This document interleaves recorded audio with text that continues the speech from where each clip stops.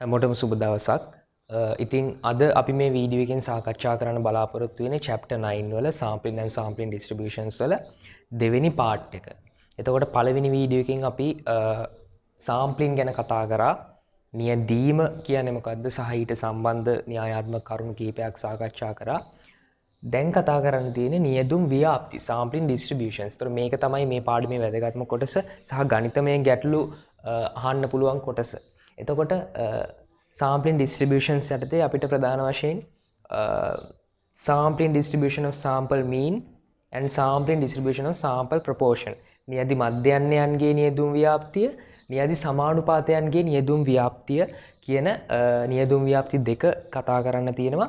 ඒ වගේම නැවතත් මේ sample mean එක ගත්තාම මේක කොටස් දෙකකට බෙදෙනවා.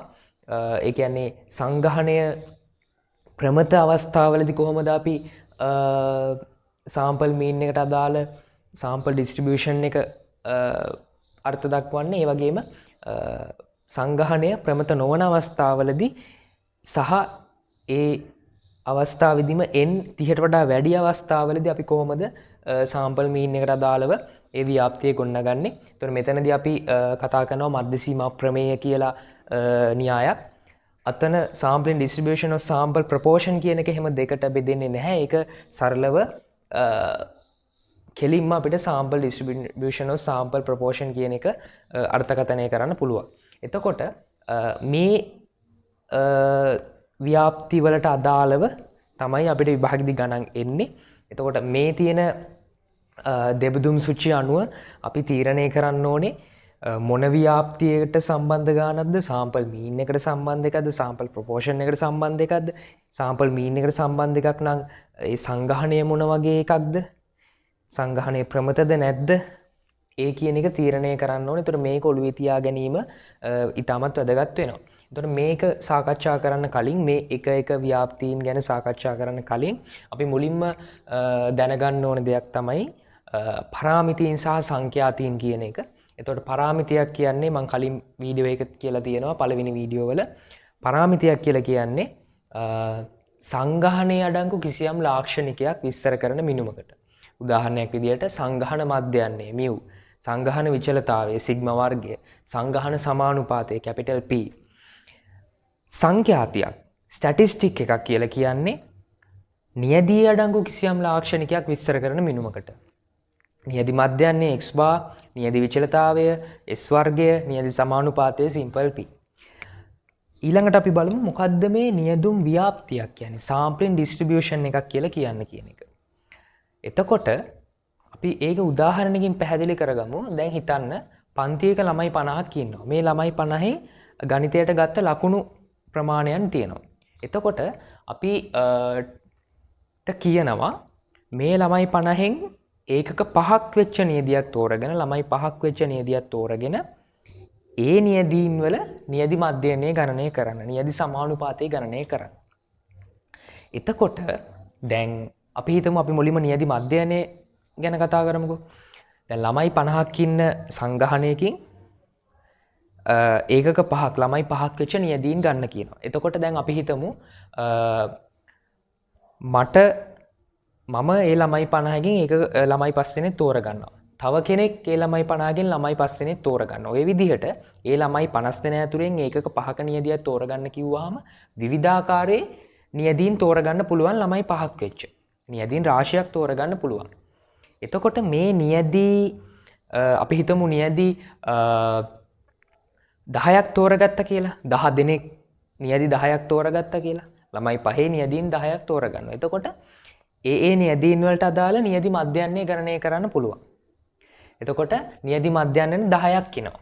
එතකොට මේ නියදි මධ්‍යයන්යන් වලට අදාළ අගයන් ඇතුළත් කරලා අපි නිර්මාණය කරන ලබන අලුත් ව්‍යාප්තියට අපි කියනවා නියදි මධ්‍යයන්යන්ගේ නියදුම් ව්‍යාප්තිය. ඊළඟට අපි කතා කරොත් නියදි සමානුපාතයන්ගේ නියදුම් ව්‍යාප්තිය කියන්නේ එතනට එන්න කලින් සමානුපාතය කියන්නේ මොකක්ද කියන එක ගැන අදහසක් ගමු. සමානුපාතයක් කියලා කියන්නේ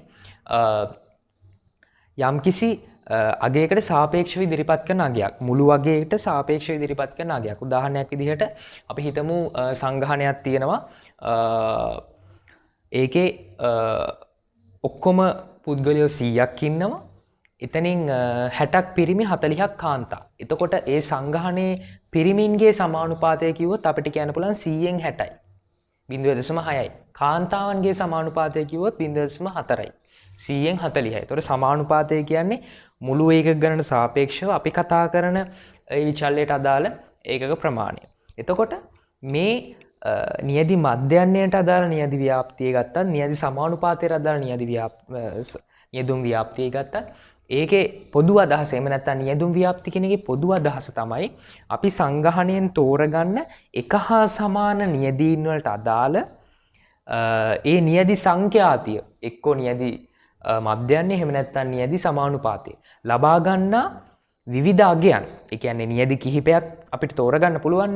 එතකොට මේ නියදි කිහිපය ඒ නියදි සංඛ්‍යාතියට අදාළව ලබා ගන්නා විවිධ අගයන් ඇතුළත් කළ නිර්මාණය කරනු ලබන නියදුම් නිර්මාණය කරනු ලබන ව්‍යාප්තියට අපි කියනවා නියදුම් ව්‍යාප්තිය sampling distributions. එතකොට දැන් අපි මේ එකින් එක වෙනම කතා කරමු. නියදි මධ්‍යයන්යන්ගේ නියදුම් ව්‍යාප්තිය sampling distribution of sample mean. එතකොට මේ නියදි මධ්‍යයන්යන්ගේ නියදුම් ව්‍යාප්තිය කොටස් දෙකක් යටතේ කතා කරන්න තියෙනවා. පළවෙනි කොටස when population is normal. සංගහන ව්‍යාප්තිය ප්‍රමතයි කියලා දීලා තියෙන අවස්ථාවල සහ සංගහන ව්‍යාප්තිය ප්‍රමත නොවන අවස්ථාවල නමුත් එතනදී නියදි තරම 30ට වඩා විශාල අවස්ථාවල. මෙන්න මේ කියන අවස්ථා දෙකේදී තමයි අපිට කතා කරන්න තියෙන ගණන් එන්නේ. ඒතකොට මේ අවස්ථා දෙකේදීම සංගහන ව්‍යාප්තිය විචලතාවය දැනගෙන ඉන්නත් ඕනේ. එතකොට මේ අවස්ථා දෙකේදීම සංගහන ව්‍යාප්තිය විචලතාවය දැනගෙන ඉන්නත් ඕනේ.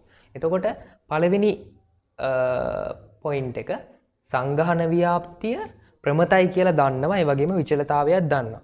එවැනි අවස්ථාවලදී අපිට කියන්න පුළුවන් නියදි මධ්‍යයන්යන්ගේ නියදුම් ව්‍යාප්තියත් ප්‍රමත ව්‍යාප්තියක පිහිටනවා කියලා. සංගහන ව්‍යාප්තිය ප්‍රමත අවස්ථාවල ඒ වගේම සංගහනයේ විචලතාවය දන්නා අවස්ථාවල නියදි මධ්‍යයන්යන්ගේ නියදුම් ව්‍යාප්තියත් ප්‍රමත ව්‍යාප්තියක පිහිටනවා. දෙවෙනි පොයින්ට් එක සංගහන ව්‍යාප්තිය ප්‍රමත කියලා දීලා නැති අවස්ථාවල ප්‍රමත නොවන අවස්ථාවල හැබැයි එතනදී n 30ට වඩා විශාලයි නම් අපි තෝරගන්න නියදියේ තරම 30ට වඩා විශාලයි නම් මෙතනදිත් අර සිග්මා වර්ගය දැනගෙන ඉන්න ඕනේ. එහෙම නැත්නම් සංගහන ව්‍යාප්තියේ විචලතාවය දැනගෙන ඉන්න ඕනේ. ඒ අවස්ථාවේදී අපිට කියන්න පුළුවන් ඒ නියදි මධ්‍යයන්යන්ගේ නියදුම් ව්‍යාප්තිය මධ්‍ය සීමා ප්‍රමේයට අනුව ආසන්න වශයෙන් ප්‍රමත වේ කියලා. Sampling distribution of sample mean is tend to normal according to central limit theorem. එතකොට මේ අවස්ථා දෙකේදීම කියන්නේ නියදි මධ්‍යයන්යන්ගේ නියදුම් ව්‍යාප්තිය ප්‍රමත ව්‍යාප්තියක තියෙනවා කියන එක. එතකොට මෙතන වෙනස වෙන්නේ මේ දෙවෙනි අවස්ථාවේදී සංගහන ව්‍යාප්තිය ප්‍රමත නැහැ හැබැයි n 30ට වඩා විශාලයි. එතකොට එතනදී අපිට මෙහෙම එක එල්ලේ කියන්න බෑ නියදුම් ව්‍යාප්තිය ප්‍රමත ව්‍යාප්තියක පේනවා කියලා. අපි ඒක කියන්නේ මධ්‍ය සීමා ප්‍රමේයට අනුව ප්‍රමත වේ කියලා. මොකද මම මේක එහෙම අවධාරණය කරලා කියන්නේ විභාගෙදී මේ අවස්ථාවට අදාළ ගානක් ආවහම අපි ලියන්න ඕනේ නියදි මධ්‍යයන්යන්ගේ නියදුම් ව්‍යාප්තිය මධ්‍ය සීමා ප්‍රමේයට අනුව ආසන්න ප්‍රමත වේ හේතුව n 30ට වඩා විශාල බැවින්. එතකොට මේ අවස්ථා දෙකේදීම අපි කියන්නේ x බා කියන එක ව්‍යාප්ත වෙනවා ප්‍රමත ව්‍යාප්තියක මධ්‍යයන්ය μ ඒ කියන්නේ මේ expected value එක μ විචලතාවයේ සිග්මා වර්ගයේ බෙදීම simple n. එතකොට ඊට අදාළව දැන් අපිට ප්‍රමත ව්‍යාප්තියෙන් ගණන් හදද්දී z අගයක් හොයාගන්න ඕනේ. z අගය හොයාගන්න සූත්‍රය තමයි x බාරින μ බෙදීම සිග්මා යට මූල n. එතකොට අතන තියෙනවා සම්මත අපගමනය එහෙම නැත්නම් සම්මත දෝෂය කියලා කියනවා.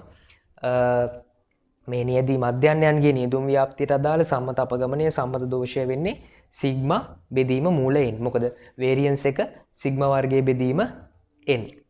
එතකොට මෙන්න මේ කියන පොයින්ට් දෙක යටතේදී අපිට හදන්න ගණන් එනවා. ඒත් අපි මුලින්ම බලන්න ඕනේ සංගහණය ප්‍රමත නම් එතකොට අපිට කෙලින්ම ප්‍රමත ව්‍යාප්තියක් කියලා කියන්න පුළුවන්. සංගහණය ප්‍රමතයි කියලා දීලා නැති අවස්ථාවල හැබැයි එතනදී n 30ට වඩා වැඩි නම් මධ්‍ය සීමා ප්‍රමේයට අනුව ප්‍රමතයි කියලා අපිට ගාන හදන්න පුළුවන්. කෙසේ හෝ මේ අවස්ථා දෙකේදීම අපි අර සංගහන විචලතාවය කියන සිග්මා වර්ගය කියන එක දැනගෙන ඉන්න ඕනේ. ඒ වගේම මේ අවස්ථා දෙකේදීම සරලව ගත්තොත් එකම විදිහට අපි ව්‍යාප්තිය ලියන්නේ. මොකද මෙතනත් මධ්‍ය සීමා ප්‍රමේයට අනුව හරි ප්‍රමත වෙනවනේ. එතකොට x බා ව්‍යාප්ත වෙනවා ප්‍රමතව මධ්‍යයන්‍ය mu විචලතාවයේ සිග්මා වර්ගය බෙදීම n. එතකොට z හොයන්නේ x බාරින mu බෙදීම සිග්මා යට මූල n. example 9.7 page number 63. මේකේ කියනවා සිසිල් බීම යන්ත්‍රයක් තියෙනවා. ඒ යන්ත්‍රය හදලා තියෙන්නේ සාමාන්‍යයෙන් average මිලිලිටර් 200ක් සහ සම්මත අපගමනයේ මිලිලිටර් 15ක් වෙන පරිදි. ඒ කියන්නේ අපි උදාහරණයක් ගත්තොත් Nescafe machine එකක් කියනවා. Nescafe machine එකෙන් අපි එකපාරක් එක කප් එකකට දාන ප්‍රමාණය average 200ක් කියලා වගේ හිතන්නකෝ. ඒ වගේ ගාණක් තමයි තියෙන්නේ. එතකොට mean එක 200යි, standard deviation එක සම්මත අපගමනය මිලිලිටර් 15යි. එතකොට මේක ප්‍රමත ව්‍යාප්තියක පිහිටනවා කියලා කියනවා. එතකොට අපෙන් අහනවා සාම්පල් සයිස් එක 12ක් වෙච්ච සාම්පල් එකක් ගත්තොත් ඒ සාම්පල් එකට අදාළව සාම්පල් මීන් එක නියැදි මධ්‍යයන්ය අඩුම තරමේ මිලිලිටර් 204ක් වීමේ සම්භාවිතාවය සොයන්න කියලා. එතකොට අපිට පොපියුලේෂන් එකට අදාළ විස්තර දෙනවා. ඒ වගේම ඒ විස්තර දීලා අපිට මේ සාම්පල් මීන් එකට අදාළ ගැටලුවක් තමයි අහන්නේ. එතකොට මේ අහන්නේ sample distribution of sample mean. එතකොට මේ වගේ ගානකදී අපි මේක හදන්නේ මේ දෙන විස්තර ටික මුලින්ම අපි ලියාගෙන ඉන්න ඕනේ. එතකොට කියනවා අපි කතා කරන variable එක වෙන්නේ x කියලා ගත්තොත් amount that dispensed at a time. ඒ කියන්නේ එක් වරකදී නිකුත් කරන බීම ප්‍රමාණය. එතකොට ඒක ප්‍රමත ව්‍යාප්තියක පිහිටනවලු. ඊට කලින් අපි ලියාගමු ඒකේ මධ්‍යයන්ය දීලා තියෙනවා mu 200යි මිලිලිටර් 200යි සම්මත අපගමනය ස්ටෑන්ඩඩ් ඩිවියේෂන් එක මිලිලිටර් 15යි. ඒතර මේක පිහිටනවලු ප්‍රමත ව්‍යාප්තියක. මේ x කියන වේරියබල් එක normal distribution එක පිහිටනවා. එතකොට ඒ අපි පොදු වේ ලියන්න ඕනේ mu සහ sigma වර්ගය කියන පාරාමිතින් දෙකත් එක්ක. එතකොට මේකට අදාළ කරගෙන ලිව්වහම mu කියන්නේ 200යි sigma වර්ගය කියන්නේ sigma කියන්නේ 15යි 15 වර්ගය. right. අපි දැන් මේ ලිව්වේ මේ සංඝාන ව්‍යාප්තියට අදාළ මේ පාරාමිතින් සහ මේක සංඝාන ව්‍යාප්තිය ප්‍රමත ව්‍යාප්තියක පිහිටනවා කියලා ඒගොල්ලෝ කියලා තියෙනවා. ඒ නිසා ප්‍රමත ව්‍යාප්තියක තියෙනවා. දැන් අපෙන් අහන්නේ මේ x ගැන නෙමෙයි. ඒතර අපෙන් අහන්නේ මේ x වැඩි හෝ සමානයි 204 කියන එක නෙමෙයි. මෙහෙම ලිව්වොත් වැරදි. අපෙන් අහන්නේ මේ සංඝාන ව්‍යාප්තියෙන් එහෙම නැත්නම් සංඝානයෙන් population එකෙන් අපි තෝරගන්න sample ගැන. sample mean එක ගැන. එතකොට අපි තීරණය කරන්න ඕනේ මේ sample mean එකේ distribution එක. sample distribution of sample mean. මොකද ඒක ගොඩනගා ගන්න නැතුව අපිට මේ ගාන හදන්න බෑ. එතකොට දැන් අපි ගත්තොත් sample mean එක x bar වලින් කියන්නේ average amount of the sample. ඒ කියන්නේ sample එකේ mean එක තමයි මේකෙන් කියන්නේ x bar වලින්. එතකොට x bar ගේ ව්‍යාප්තිය අපි ගොඩනගන්න ඕනේ. එතකොට මේක ප්‍රමත ව්‍යාප්තිය population එක. එතකොට population එක ප්‍රමත ව්‍යාප්තිය. ඒ වගේම sigma දන්නවා. එතකොට අපිට කෙලින්ම මේ නියදුම් ව්‍යාප්තිය ප්‍රමත ව්‍යාප්තියක පිහිටනවා කියලා කියන්න පුළුවන්. එතකොට අපිට පුළුවන් කියන්න x bar ව්‍යාප්ත වෙනවා ප්‍රමත ව්‍යාප්තියක. ඒකේ පාරාමිතීන් දෙක වෙන්නේ මධ්‍යයනය mu විචලතාවය sigma වර්ගයේ බෙදීම n. මෙන්න මේක තමයි අපි ගොඩනගා ගන්න ඕනේ. ඇයි අපි මේක මෙහෙම කියන්නේ? හේතුව සංඝාන ව්‍යාප්තිය ප්‍රමතයි. සංඝාන ව්‍යාප්තිය ප්‍රමතයි සහ විචලතාවය දන්නවා. ඒතර එවැනි අවස්ථාවලදී නියදි මධ්‍යයන්යන්ගේ නියදුම් ව්‍යාප්තිය x භාගයේ ව්‍යාප්තිය පිහිටනවා ප්‍රමත ව්‍යාප්තියක mu සහ sigma වර්ගය බෙදීම n කියන පාරාමිතීන් දෙක යටතේ. ඒතර මේ ගානට අදාළව sigma වර්ග x bar ප්‍රමත ව්‍යාප්තිය වෙනවා mu කියන්නේ 200යි sigma වර්ගයේ 15 වර්ගය බෙදීම n කියන්නේ අපි ඒක ලියාගමු n කියන දත්තයක් දීලා තියෙනවනේ. n කියන්නේ ඒ කියන්නේ නියදියේ තරම 12යි. එතකොට මේ සංගහණයෙන් ඒක 12ක් වෙච්ච නියදියක් ගන්න. එතකොට n කියන්නේ මෙතන 12යි. right. එතකොට මේක තමයි ව්‍යාප්තිය. මේක තමයි ව්‍යාප්තිය. අපෙන් අහන්නේ මේ නියදි මධ්‍යන්නේ අවම වශයෙන් 204ක් වීම. එහෙම නැත්නම් මේ නියදියේ බීම ලබා දෙන ප්‍රමාණය අවම වශයෙන් 204ක් වීම. එතකොට අවම වශයෙන් කිව්වහම අපි දන්නවා x bar වැඩි හෝ සමානයි 204. දැන් අපි මේක z වලට කන්වර්ට් කරගන්න ඕනේ. මෙතනින් එහාට මේ ව්‍යාප්තිය ගොඩනගා ගැනීමෙන් පස්සේ අපි කරන් තියෙන්නේ z අපි අර ප්‍රමත ව්‍යාප්තියට අදාළව ගණන් හැදුව විදිහටමයි හදන්නේ. මොකද මේක ප්‍රමත ව්‍යාප්තියක්. එතකොට අපි කරන්නේ x bar කියන එක z කරන්නේ කොහොමද? x bar ඉන mu බෙදීම සිග්මා යට මූල n. සිග්මා යට මූල n. වැඩි හෝ සමානයි. එතකොට 204 x bar කියන්නේ 204යි. 204න් අඩු කරන්න ඕනේ mu 200යි. සිග්මා කියන්නේ 15යි. මූලයෙන් කියන්නේ 12 මූලය. 12 මූලය. 12 මූලය. එතකොට මේතනින් අපිට ලැබෙනවා z කියන එක. මේක සුළු කරාම අපිට ලැබෙනවා ඒ අදාළ z අගය. එතකොට ඒක සුළු කරාම අපිට ලැබෙන්නේ 0.9යි 2යි 3යි 7යි 6ක්. නමුත් z අගයකදී දශම ස්ථාන දෙකක් විතරයි තියාගන්න ඕනේ. ඒ නිසා 0.9යි 2 කියන විදිහට අපි ඒක වටේලා ගන්නවා. right. එතකොට මෙතනින් පස්සේ අපි මොකද කරන්නේ? z සම්මත z ව්‍යාප්තිය අඳිනවා. එතකොට z වැඩි 0.92. 0.92 කියන්නේ ධන පැත්තේ 0.92 මීට වඩා වැඩි කියලා කියන්නේ ඒතර පාට වෙන්න ඕනේ මේ කොටස. මේ කොටස තමයි පාට වෙන්න ඕනේ. එතකොට මේ කොටසේ සම්භාවිතාවය හොයන්න නම් අපි මුලින්ම මේ කොටසේ සම්භාවිතාවය තමයි හොයාගන්න වෙන්නේ. මොකද 0.92ට අදාළ වගුවේ බැලුවාම ලැබෙන්නේ මේ කොටසේ සම්භාවිතාවය නෙමෙයි මේ කොටසේ සම්භාවිතාවය. ඒතර ඊට අදාළ සම්භාවිතාවය අපිට ලැබෙනවා 0.3යි 2යි 1ක්. එහෙනම් අපි මේ කොටසේ සම්භාවිතාවය හොයන්න මොකද කරන්නේ? 0.5න් අඩු කරනවා 0.3යි 2යි 1යි 2ක්. හේතුව මේ ඔක්කොම 0.5යි. ඒ නිසා 0.5න් මේ ලැබෙන කොටසේ සම්භාවිතාවය අඩු කරනවා. ඒ අඩු කරාම අපිට උත්තරය ලැබෙනවා 0.17යි 8යි 8ක්. එතකොට මෙන්න මේ ප්‍රතිශතය තමයි මෙන්න මේ සම්භාවිතාවය තමයි අපිට ඕන මේක ප්‍රතිශතයක් විදිහට ඉදිරිපත් කරන්නත් පුළුවන්. මේ ලැබෙන අගය තමයි තරම 12ක් වෙච්ච නියදියේ නියදි මධ්‍යන්නේ අවම වශයෙන් 204ක් වීමේ සම්භාවිතාවය. ඒතර අපි මේක කරේ සංගහන ව්‍යාප්තියට අදාළව ඒ දත්ත ටික ලියාගත්තා. ඊට පස්සේ අපි නියදි ව්‍යාප්තිය ගොඩනැගුවා. මේ තියෙන්නේ සංගහන ව්‍යාප්තිය, මේ තියෙන්නේ නියදි ව්‍යාප්තිය. නියදි මධ්‍යන්නයන්ගේ නියදුම් ව්‍යාප්තිය. මේ තියෙන්නේ සංගහන ව්‍යාප්තිය, මේ තියෙන්නේ නියදි මධ්‍යන්නයන්ගේ නියදුම් ව්‍යාප්තිය. මේ මෙතන දාලා තියෙන නියදි මධ්‍යන්නය. නියදි මධ්‍යන්නයන්ගේ නියදුම් ව්‍යාප්තිය. ඊට පස්සේ අපෙන් අහලා තියෙන සම්භාවිතාවය අපි සංකේතාත්මකව ලියලා ඒකට අදාළ ඉසෙඩ් අගයන් හොයලා ඒ ඉසෙඩ් අගයන්ට අනුව අපි රූප සටහන ඇඳලා ප්‍රස්ථාර සටහන ඇඳලා අදාළ සම්භාවිතාවය ගණනය කිරීම තමයි මෙතනදී කරන්න තියෙන්නේ. Example 9.8 page number 63. එතකොට මේකේ කියනවා කියත් තලයක මධ්‍යන ආයු කාලය පැය 41.5යි. ඒ වගේම මේකේ සම්මත අපගමනය පැය 2.5යි. අපෙන් අහනවා අහඹු ලෙස තෝරගත්ත කියත්තල 50ක් වෙච්ච නියදියක කියත්තල 50ක් වෙච්ච නියදියක සාමාන්‍ය ආයු කාලය පැය 40.5ත් 42ත් අතර වීමේ සම්භාවිතාවය හොයන්න.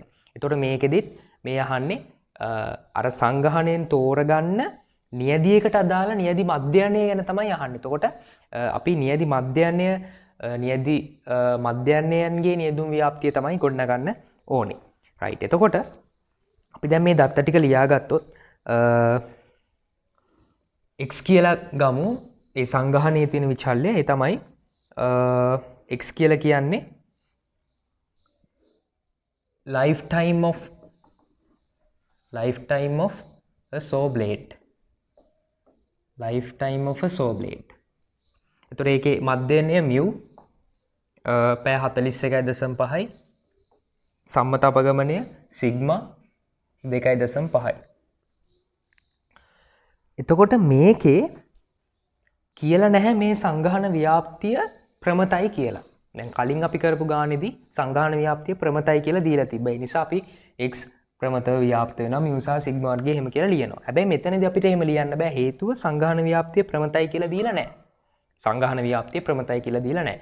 අපිට සංගහන ව්‍යාප්තිය ගැන තියෙන තොරතුරු ටික මෙච්චරයි. right. එතකොට දැන් අපෙන් අහන්නේ ඒකක 50ක් වෙච්ච නියදියක සාමාන්‍ය ආයු කාලය. එතකොට අපි ඒක මුලින්ම අර්ථ දක්වා ගනිමු x bar කියන්නේ mean lifetime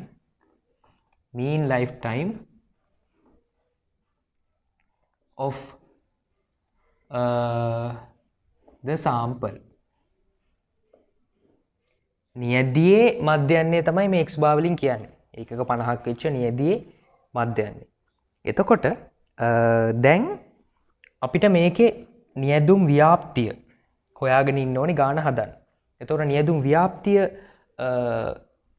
කොහොමද අපි ගොඩනගන්නේ? දැන් ප්‍රමත එකක් වුණා නම් කෙලින්ම අපිට කියන්න පුළුවන් මේ x භාගයේ ව්‍යාප්තිය ප්‍රමතයි කියලා. හැබැයි මෙතන මේක ප්‍රමත නැහැ.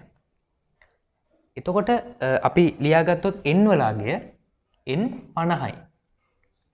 නියදී එකක් ගන්න 50යි.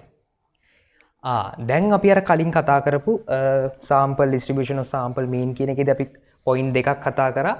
කියන්නේ ප්‍රමතව තිබ්බොත් කෙලින්ම ප්‍රමතව කරන්න පුළුවන්. ප්‍රමත නැති අවස්ථාවල n 30ට වඩා විශාලයි නම් අපිට මධ්‍ය සීමා ප්‍රමේයට අනුව ආසන්න ප්‍රමතයි කියලා කියන්න පුළුවන්. මෙතන ප්‍රමත නැහැ. හැබැයි n 30ට වඩා විශාලයි. ඒ නිසා අපිට කියන්න පුළුවන් according to the central limit theory sampling distribution of sampling mean is 10 to normal. ඒ කියන්නේ මේකේ සංගහන ව්‍යාප්තිය ප්‍රමත නොවුනත් මධ්‍ය සීමා ප්‍රමේයට අනුව අපිට නියදි මධ්‍යයන්යන්ගේ නියදුම් ව්‍යාප්තිය ප්‍රමතයි කියලා කියන්න පුළුවන් හේතුව n 30ට වඩා වැඩි නිසා. ඒ නිසා අපි ලියනවා according to central limit theory. Central limit theorem sampling distribution of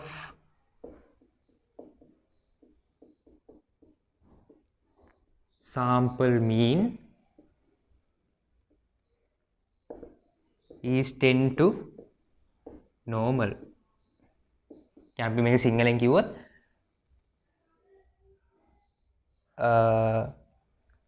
මධ්‍ය සීමා ප්‍රමේයට අනුව මේ නියදුම් ව්‍යාප්තිය ප්‍රමත ව්‍යාප්තියට ආසන්න වෙනවා. හේතුව n 30ට වඩා වැඩි නිසා. n 30ට වඩා වැඩි නිසා. මෙන්න මේක ලියන්න ඕනේ අපි. මේක නිසා තමයි අපි මේ නියදුම් ව්‍යාප්තිය ප්‍රමත ව්‍යාප්තියකින් අපි ලියන්නේ. මොකද මේක ලියන්නේ නැතුව නිකන් ඔහේ x bar ව්‍යාප්ත වෙනවා ප්‍රමතයි mu sigma වර්ගයේ බෙදීමෙන් කියලා ලියලා මේකට ආදේශ කරලා ගන්න හැදුවොත් එතකොට ඒක වැරදි ඇත්තටම. මේක ලියලා තමයි ලියන්න ඕනේ. සමහර වෙලාවට ගානින් අහනවා මේදී ඔබ යොදාගත් උපකල්පනය මොකද්ද? what is the assumption? එහෙම නැත්නම් අහනවා මොකද්ද මෙහිදී යොදාගත් theory එක? ඒ කිව්වත් මේක තමයි ලියන්නේ. ඇහුවත් නැත්නම් මේක අපි ලියන්න ඕනේ. මොකද මේක නිසා තමයි අපි මේ නියදුම් ව්‍යාප්තිය මේ විදිහට ප්‍රමත ව්‍යාප්තියක පිහිටනවා කියලා කියන්නේ. right. දැන් අපිට පුළුවන් මේක ප්‍රමත ව්‍යාප්තියක තියනවා කියලා ලියන්න. ඒතර මේකේ අදාළ අගයන් ආදේශ කරන්න පුළුවන්. mu කියන්නේ 41.5යි. සිග්මා වර්ගය කියන්නේ 2.5 වර්ගය. බෙදෙන්නේ n වලින් 50යි.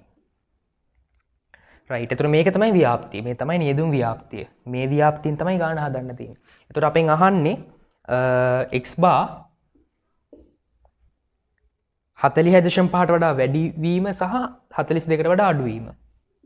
එතකොට x bar 46.5ට වඩා වැඩි අඩුයි 42ට වඩා. මෙන්න මේ සම්භාවිතාවය තමයි යහන්නේ. 46.5ට වඩා වැඩි 42ට වඩා අඩුයි. මේ දෙක අතර වීම. එතකොට මේක අපි z වලට කන්වර්ට් කරගන්න ඕනේ. z වලට කන්වර්ට් කරගන්න ඕනේ. කාට හරි කෙනෙක්ට මේකේ මේ විදිහට කියන්නේ මෙතනම මේ z වලට කන්වර්ට් කරන එක කරන්න අමාරු නම් වෙන වෙනම පැත්තකින් z සමානයි x බාර් ඉන mu යට සිග්මා යට මූල n කියලා ලියලා මේ අගයන් ආදේශ කරලා ගන්න පුළුවන්. ඒතර 40.5 ඍණ 1.5 බෙදීම සිග්මා කියන්නේ 2.5යි 50 මූලය. 50 මූලය. එතකොට මේකෙන් අපිට එක z අගයක් ගන්න පුළුවන්. ඊට පස්සේ අනිත් z අගය ගන්න පුළුවන්. ඒත් මේ සූත්‍රෙම x බාර් ඉන mu සිග්මා යට මූල n කියලා දැම්මා. මෙතන x වෙනුවට ගන්නේ 42. 42න් අඩු කරනවා 41.5ක් බෙදනවා 2.5 යට මූල 50. මූල 50. මෙහෙම ගන්නත් පුළුවන්. අරගෙන එතකොට මේ ලැබෙන මෙතනින් ලැබෙන z අගයන් දෙක මෙතනට ආදේශ කරන්න පුළුවන්. මෙතන මැද්දේ z මෙතනට කෙලින්ම ආදේශ කරන්න පුළුවන්. එතකොට අපිට ලැබෙනවා z අගයන් දෙකක්. එකක් තමයි ඍණ 2.83. ඒ කියන්නේ මේක සුළු කරාම අපිට ලැබෙනවා ඍණ 2.83ක්. ඍණ 2.83ක්. මෙතන සුළු කරාම අපිට ලැබෙනවා ධන 1.41. 1.41. එතකොට මෙන්න මේ දෙක අතර තමයි පිහිටන්න ඕනේ. ඒතර අපි ඒක ඇඳගත්තොතින් අපේ රූප සටහනේ ඍණ 2.83 මේ පැත්තේ දකුණු පැත්තේ 1.41. මෙන්න මේ දෙක අතර තිබීමේ සම්භාවිතාවය තමයි අපෙන් අහන්නේ. ඒතර අපි ඍණ 2.83ට අදාළව වගුවෙන් බලන සම්භාවිතාවය කීයද කියලා. ඒතර අපිට ලැබෙනවා 0.49යි 7යි 7ක්. ඊට පස්සේ අපි බලනවා 1.41ට අදාළව සම්භාවිතාවය කීයද? 0.4යි 2යි 0යි 7ක්. ඒතර මේ දෙක එකතුවෙන් තමයි මේ සම්පූර්ණ සම්භාවිතාවය හැදෙන්නේ. ඒතර එකතු අපි තේනවා ඒක එකතු කරාම 0.91යි 8යි 4ක්. එතකොට අපිට අවසාන උත්තරේ විදිහට එහෙම නැත්නම් මේ නියදියේ මධ්‍යන ආයු කාලය 40.5ත් 42ත් අතර වීමේ සම්භාවිතාවය 0.91යි 8යි 4ක් විදිහට ඉදිරිපත් කරන්න පුළුවන්. එහෙම නැත්නම් 91.8යි 4ක්. මේ ගානේ වැදගත් වෙන්නේ මේ ගානේදී අපි මේ නියදි මධ්‍යයන්යන්ගේ නියදුම් ව්‍යාප්තිය ප්‍රමතයි කියලා කිව්වේ මධ්‍ය සීමා ප්‍රමේයට අනුව. හේතුව සංඝහන ව්‍යාප්තිය මොකක්ද කියලා දන්නේ නැහැ. හැබැයි n 30ට වඩා විශාලයි. ඊළඟට අපිට කතා කරන්න තියෙන්නේ sample distribution or sample proportion. නියදි සමානුපාතයන්ගේ නියදුම් ව්‍යාප්තිය. ඒතර එතනට යන්න කලින් අපි මුලින් දැනගන්න ඕනේ මොකද්ද මේ proportion එක කියන්නේ? සමානුපාතය කියලා කියන්නේ. ඒක අපි උදාහරණයකින් පැහැදිලි කරගමු. අපි හිතමු ගෑනු ළමයි 60යි පිරිමි ළමයි 40යි ඉන්න තැනක් තියෙනවා. එතන ගැහැණු ළමුන්ගේ සමානුපාතය කියලා හෙව්වොත් අපි කරන්නේ ඒ ඉන්න ළමයි ඔක්කොගෙම එකතුව යටට දාලා ගැහැණු ළමයි ඉන්න ගාන උඩට දාලා ඒන ගණිතමය අගය තමයි අපි එතන කියන්නේ proportion of girls. ඒතර අපි සලකා බලන දෙයට අදාළ සමානුපාතය කියන්නේ ඒ දෙයට ලැබෙන අගය උඩට යටට ලැබෙන්නේ ඒ සියලුම අගයන්ගේ එකතුව. ඒතර මෙතන ගැහැණු ළමයින්ගේ සමානුපාතය 0.6යි. ඒ වගේම අපිට පිරිමි ළමයින්ගේ සමානුපාතය ගන්නත් පුළුවන්. පිරිමි ළමයි 40ක් ඉන්න ඔක්කොම ළමයි 100යි. 40 බෙදීම 100. ඒතර අපිට ලැබෙන්නේ 0.1ත් අතර අගයක්. එතකොට දැන් මේ සමානුපාතය කියන එක කතා කරන්න ගියාම සංඝහන සමානුපාතය තියෙනවා, නියදි සමානුපාතය තියෙනවා. අපි කලින් ගත්තේ සංඝහන මධ්‍යයන්ය, නියදි මධ්‍යයන්ය. සංඝහන මධ්‍යයනයට අපි කිව්වා mu. නියදි මධ්‍යයනයට අපි කිව්වා x bar. ඒ වගේ සංඝහන සමානුපාතය අපි හඳුන්වනවා capital P වලින්. capital P. නියදි සමානුපාතය අපි හඳුන්වනවා simple P වලින්. එතකොට මේ දෙක පටල ගන්න එපා. capital P කියන්නේ සංඝහන සමානුපාතය, simple P කියන්නේ නියදි සමානුපාතය. අපි සංඝහන සමානුපාතයට phi කියලාත් හඳුන්වනවා.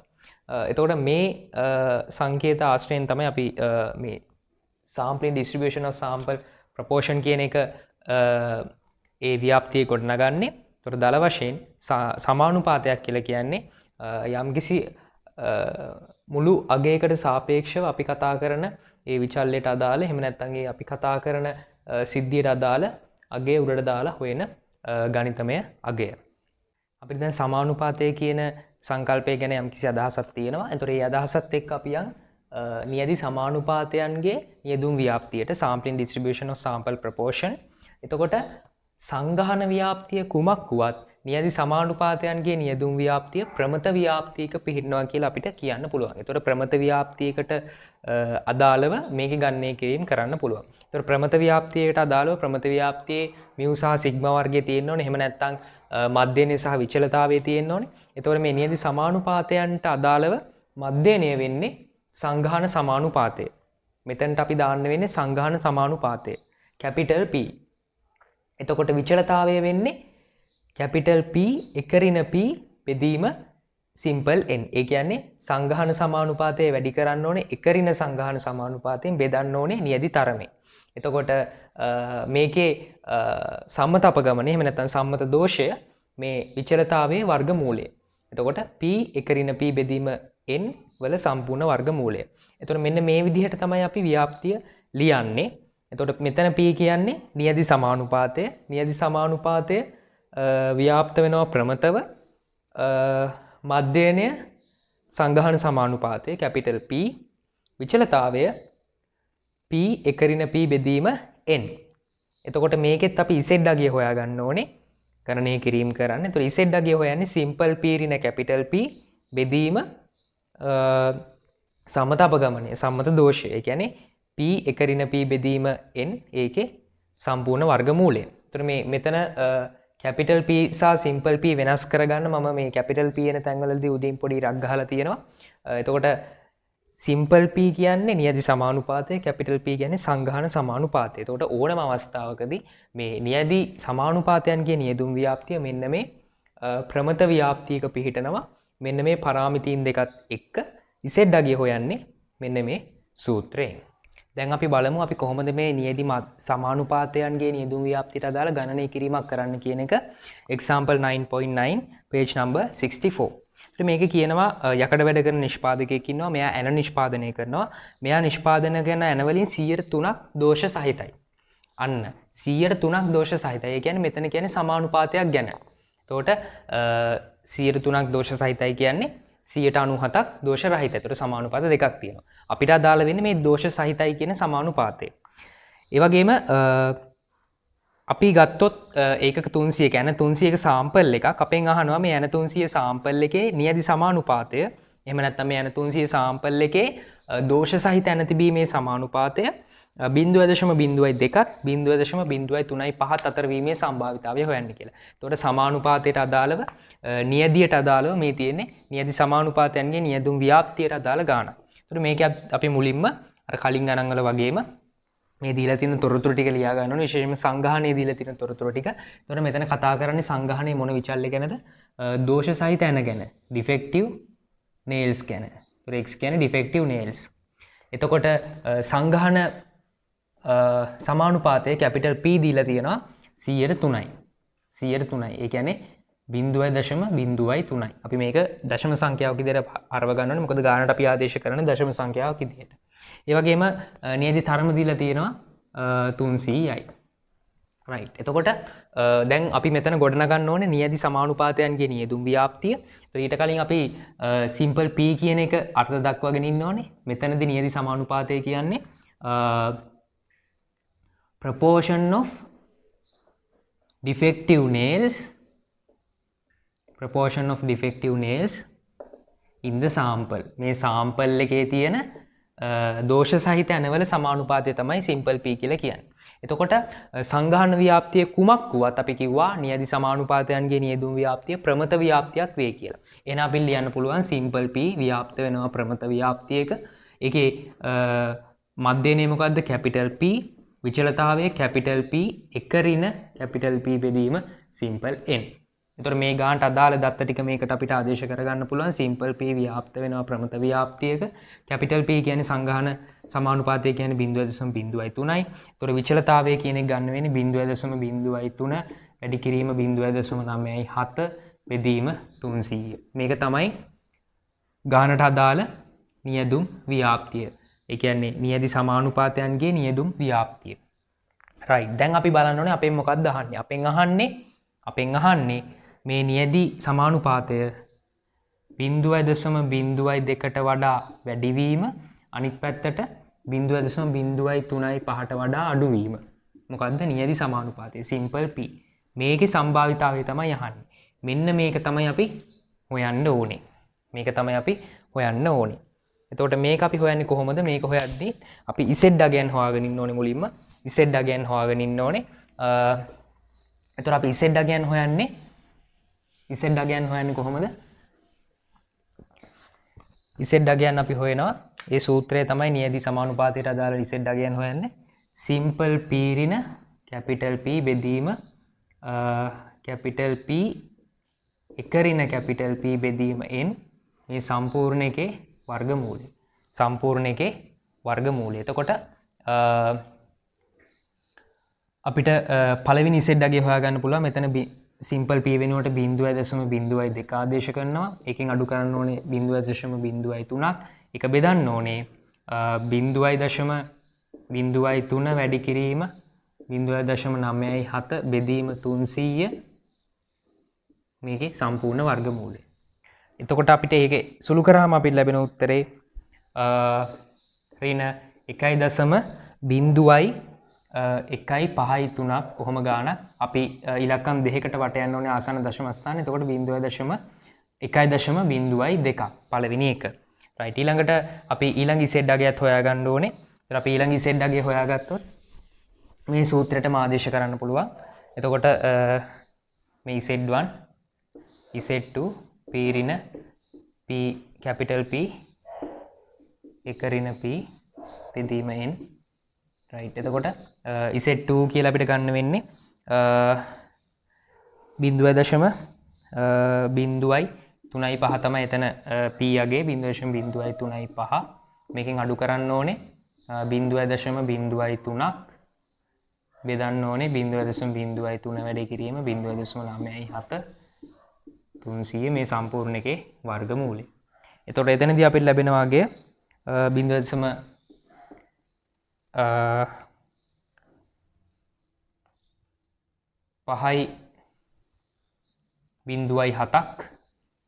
එතකොට 0.5.7 කියන එක අපි වැටුවට පස්සේ 0.5.1ක් විදිහට අපිට ඒකේ අගය ගන්න පුළුවන්. එතකොට මේ තමයි z අගයන් දෙක. z1 සහ z2. right. දැන් අපි මේ දෙක හොයාගත්තා. දැන් අපි අර අපිට සම්භාවිතාවය හොයන්න ඕනේ ප්‍රකාශනයට අයියන් සම්භාවිතාවය හොයන්න ඕනේ ප්‍රකාශනයට ඒකේ p අගයන් වෙනුවට z අගයන් ආදේශ කරන්නයි තියෙන්නේ. එතකොට අපේ ප්‍රකාශනය තමයි 0.02ට වඩා වැඩි p 0.03.5ට වඩා අඩු වෙන්න ඕනේ. එතකොට z අගයන් අපිට ආවා ඍණ 1.02 මෙතන z වෙනවා. ඒ වගේම 0.51 දැන් අපිට පුළුවන් මේක අඳින්න රූප සටහනේ ප්‍රස්ථාර සටහනේ එතකොට එක පැත්තක් ඍණ 1.02යි අනිත් පැත්ත 0.51යි එතකොට මේ අතර අගය තමයි අපෙන් අහන්නේ මේ අතර අගය එතකොට ඒ කියන්නේ ඍණ 1.02ට අදාළ සම්භාවිතාවයේ වගුවෙන් බැලුවා එතකොට 0.3යි 4යි 6යි 1යි ඒකට එකතු කරන්න ඕනේ 0.5කට අදාළ සම්භාවිතාවය ඒ කියන්නේ 0.199යි 5යි බිඳුව. එතකොට මේ දෙක එකතු කරාම මුළු සම්භාවිතාවය අපිට ලැබෙනවා 0.5යි 4යි 1යි 1. එතකොට මෙන්න මේක අපිට 100ට ගත්තොත් 100ට 54.11ක්. 0.5යි 4යි 1යි තමයි නියැදි සමානුපාතය 0.02ත් 0.03.5ත් අතර වීමේ සම්භාවිතාවය. කියන්නේ මේ අපි ගත්ත සාම්පල් එකේ ඇනවල දෝෂ වීමේ සමානුපාතය දෝෂ සහිත වීමේ සමානුපාතය 100ට 2ත් 100ට 3.5ත් අතර වීමේ සම්භාවිතාවය. 100ට මේක 100ට ගත්තාම මේක 100ට 2යි මේක 100ට හැරෙවොත් 100ට 3.5යි. ඒ අතර වීමේ සම්භාවිතාවය 54.11ක්. එතකොට මේ විදිහට තමයි ගාන හදන්නේ. මූලිකවම මේ දීලා තියෙන දත්ත ටික ලියාගන්න. ඊට පස්සේ නියැදි සමානුපාතයන්ගේ නියදුම් ව්‍යාප්තිය කොහොමත් ප්‍රමත ව්‍යාප්තියක පිටන්නේ. ඒ නිසා ප්‍රමත ව්‍යාප්තියට අදාළ පරාමිතීන් දාලා ඒකට ආදේශ කළා. ඊළඟට ඒ අපිට දීලා තියෙන p අගයන් z අගයන් බවට පරිවර්තනය කළා. ඒ ඉසෙඩ්ඩාගයන්ට අදාළව රූප සටහන ආශ්‍රයෙන් සම්භාවිතාවන් වගුව යොදාගෙන හොයාගෙන ඒ සම්භාවිතාවන් ගලපීමෙන් මුළු සම්භාවිතාවය ලබාගන්න පුළුවන්. මෙතන අහලා තියෙන්නේ අතර අගයක් නිසා මෙහෙම එන්නේ. වැඩි අගයක් යවුවොත් දකුණු පැත්තෙන්, අඩු අගයක් යවුවොත් වම් පැත්තෙන්. ඒ විදිහට පාට කරලා සම්භාවිතාවය කලින් විදිහටම හොයාගන්න තියෙනවා. ඒතර මේ 9 වෙනි පාඩමේ තියෙන නියදුම් ව්‍යාප්ති ගැන ප්‍රධාන වශයෙන්ම. ඒතර මේ වීඩියෝෙන් අපි කතා කරේ නියදුම් ව්‍යාප්ති ගැන. එතකොට ගාණක් දුන්නාම බලන්න ඒක නියදුම් ව්‍යාප්ති වලට අදාළ ගාණක්ද කියලා.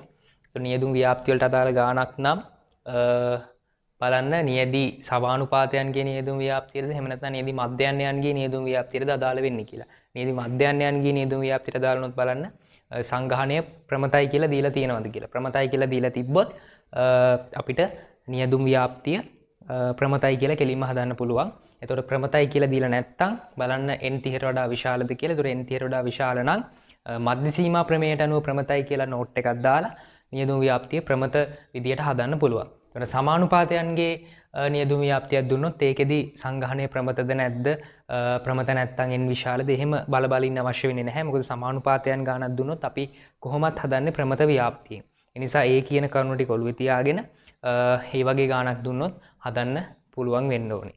එතකොට මේ පාඩමේ මොන හරි ගැටලු තියෙනවා නම් අහන්න. මේක ටිකක් පැටලෙන්න පුළුවන් පාඩමක්. ඒ කියන්නේ සූත්‍ර වැඩි, සූත්‍ර ටිකක් දිගයි, ව්‍යාප්ති දිගයි. සහ මේ පාඩම ඉස්සරහා පාඩම් වලට පදනමක් වෙනවා. ඉස්සරහා පාඩම් වලට මේ කතා කරපු ඒවා ඕනේ වෙනවා. එතකොට අපි ඊළඟ දවසේදී 10 වෙනි පාඩම සංඛ්‍යාන නිමාන පාඩමත් එක්ක හම්බ වෙමු.